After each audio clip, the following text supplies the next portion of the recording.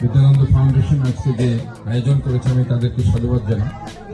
এই ধরনের পরিবেশ দূষণ মুক্ত একসাথে কালো হবে প্লাস্টিক এবং পলিথিন যদি আমরা বর্জন করতে পারি তাহলে আমরা জলাবদ্ধতার একটি পার্মানেন্ট একটা সলিউশন আমরা পাবো। আজকে আমরা বিভিন্ন খাল নালা যে জায়গায় পানি জমে থাকে সেখানে আমরা যেটা দেখছি তার মূল কারণ হচ্ছে সেখানে প্লাস্টিক জমে থাকে, পলিথিন জমে থাকে। ইভেন আমাদের বাকলিয়ার পাশেই যে একটি কৃষি খাল আছে সেটাতে আমরা দেখি প্রচুর পলিথিন ছিল, চাকটা খালে প্রচুর পলিথিন আছে। ইভেন দক্ষিণ বাকলিয়া যে বীরজা খাল আছে সেটাতে প্রচুর পলিথিন আছে।